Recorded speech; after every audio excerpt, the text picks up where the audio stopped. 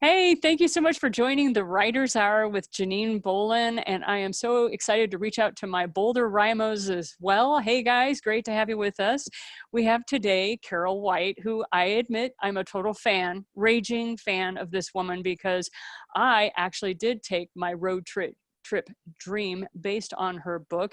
I was very excited, spent 30 days running around the countryside in a pickup truck with a camper shell because I had stripped things down to bare minimum. Anyhow, just wanted to say thank you so much for being with us today, Carol. I appreciate it. Thanks. It's always my pleasure.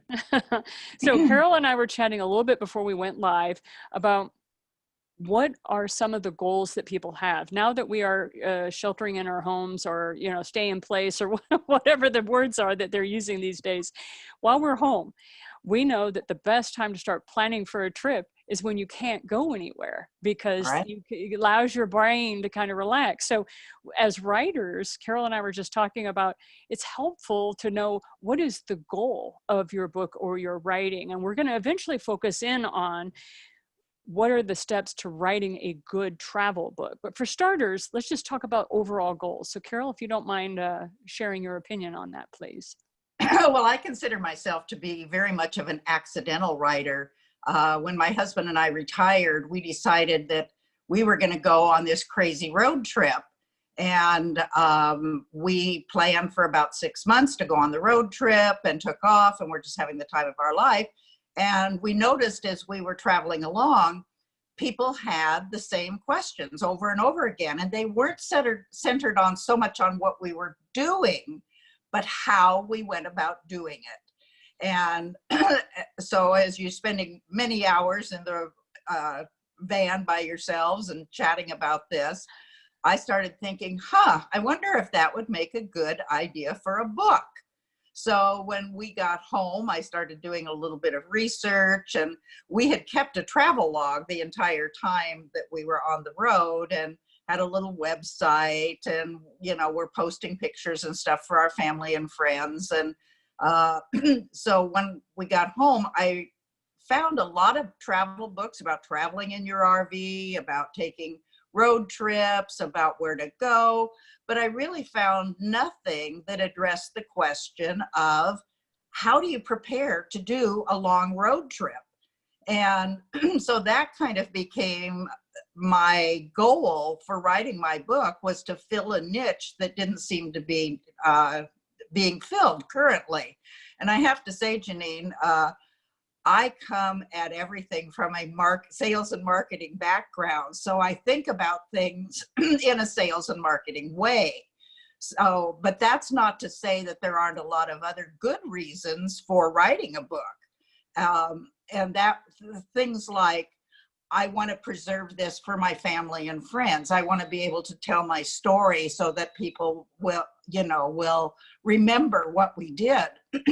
And that's those kinds of reasons are perfectly good reasons. Or you might write a book because you want to use it for a fundraiser for the Sierra Club or something, so you've got to decide at the beginning, am I writing this for my own personal reasons?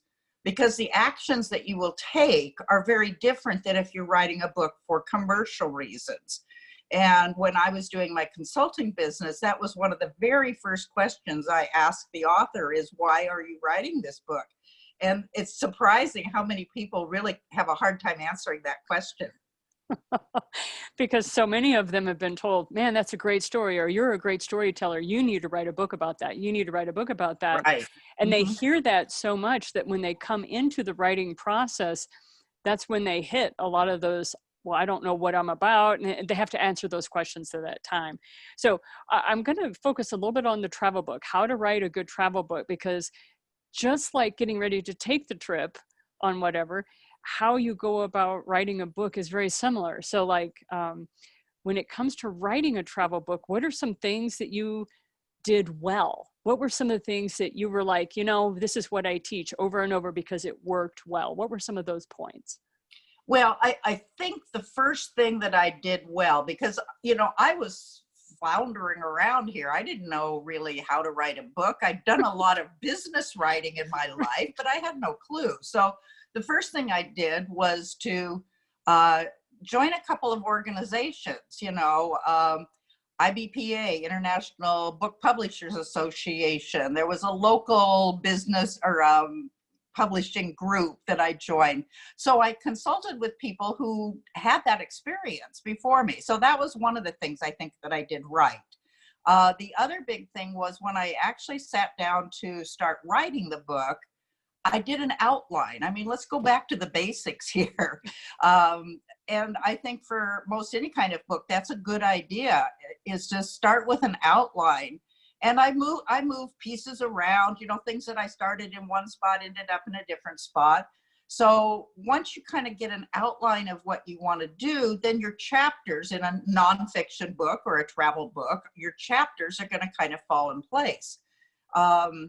If you're writing just a strict story about your travels, then probably just chronological sort of way would be good. But there's a lot of other ways to organize the travel book.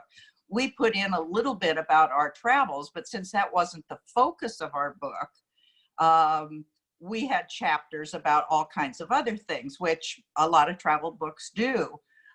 When we went to do the story part of the book, we had our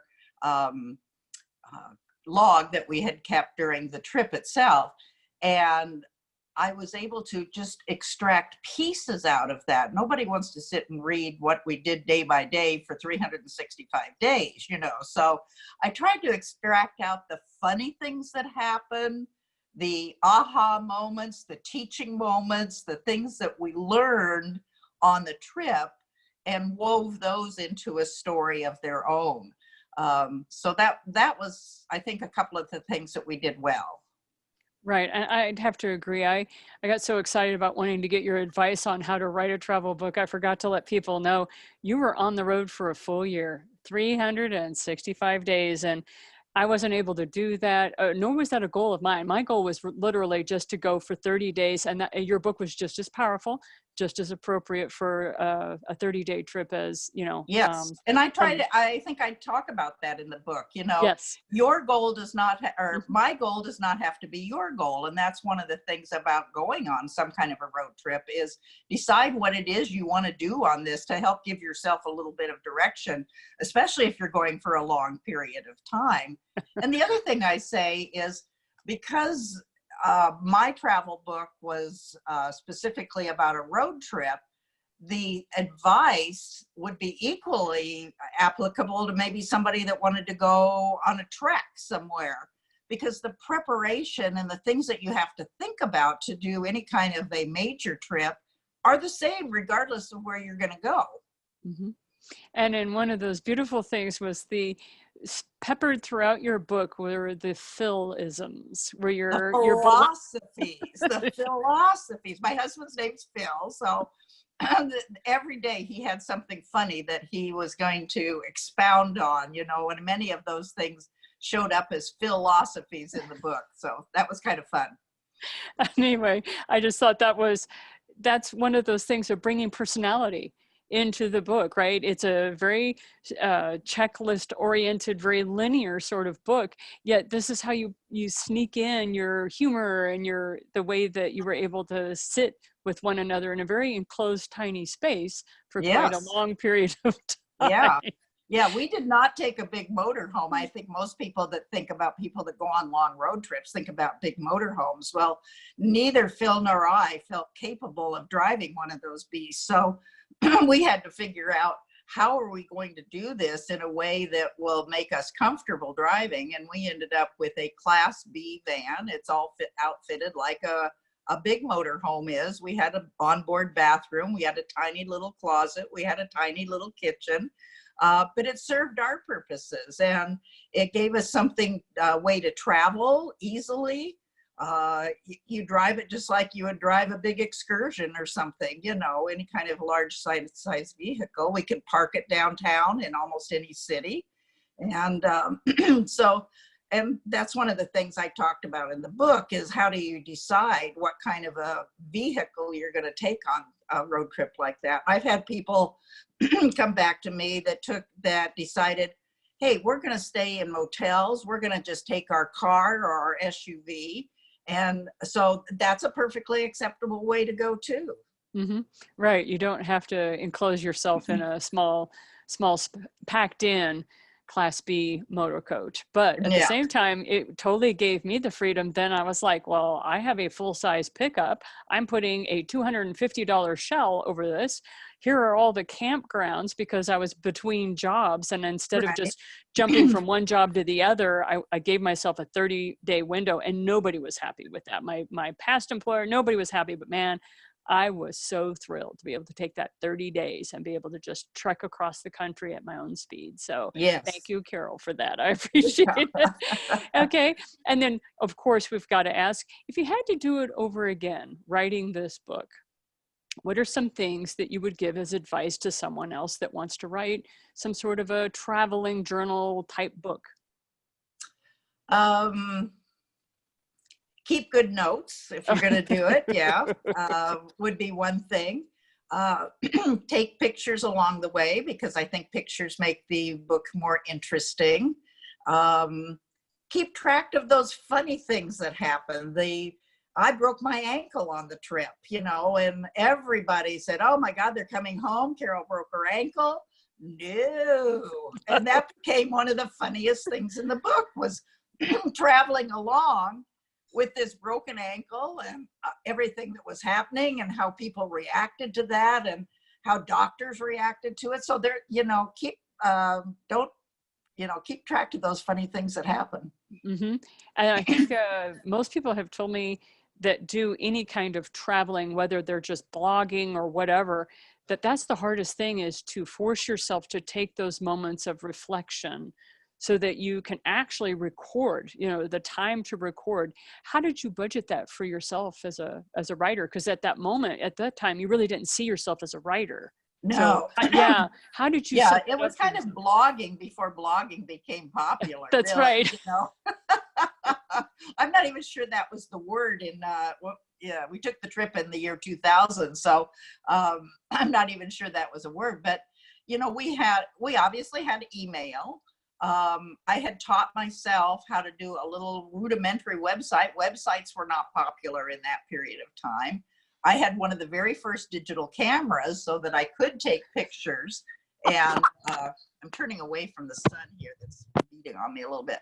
Um, uh, so I was able to record and keep the family and friends in touch with all of that. And I think that was a really important piece of it to keep us from feeling so isolated.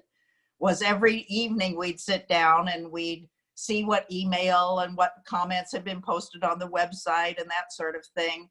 And then I would write the journal for the day, what the funny comments were for the day. So we did it mostly in the evenings.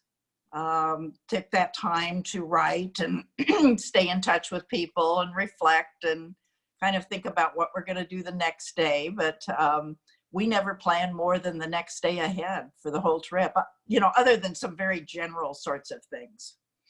Well, and one of the things that you brought up in the previous interview that I want to bring back around, and that was how much you have to remember how much you change when you come back from that trip. If you're trying to figure out how you're going to wrap up your book, it's the changes that occurred because life continued on at home. Yeah. Your life has changed. There's a lot of change. And so if you wouldn't mind chatting just a little bit about some of the things that were real surprises for you when you got back. I can remember the very first thing that was a surprise. We had leased our house out while we were gone. So we had a house to come back to. We'd leased it out to a couple that were kind of going back and forth to the community that we lived in. But I can remember going into that house for the first time and sitting in the living room and going, this thing is huge. Why do we need all this space? And it wasn't a big house, but just the change from being in a very sort of confined space for a whole year to going back into living a house. I can remember just thinking, eek, So that was the very first thing I noticed. But there were a lot of things, both individually and us as a couple, that did change over that period of time. We both think now that it made us closer as a couple. We had been married for about 10 years at the time this trip took place. And it definitely brought us closer, and it gave us a memory store of things to talk about for the rest of our lives. We still almost every week come across someone or something that reminds us of something that happened on that trip or some place that we went. And that's created a whole, just a treasure trove in our heads and in conversation with friends about different places. And I think the other thing it really taught us was to understand and appreciate how diverse our country is and why people are different in different parts of the country. And I think if more people had taken the time to travel the United States and looked at the farmers in Iowa, the Creoles in southern Louisiana, the very prim and proper Northeasterners, you know, that you begin to get a feel for different parts of our country and why people are different. And I think we all do well to understand that better. Because we are a very large country, and I We think are. people forget just how big and how expansive it is, and the populations of each region have had to adapt in very different ways. So, Right. well, thank you very much. I appreciate your time today. And for the rest of you at the Writers Hour, I just wanted to let you know Carol has agreed to come on again and actually talk about the processes that she used to write because of your sales and marketing background. We will be bringing you back on to talk about how to write your book with your goals in mind. And there's a difference between goals and focus. And because of that, those two things will be the dynamics that operate for your work. So thank you again for your time, Carol. Look forward to next time. Yep. Thanks, Janine.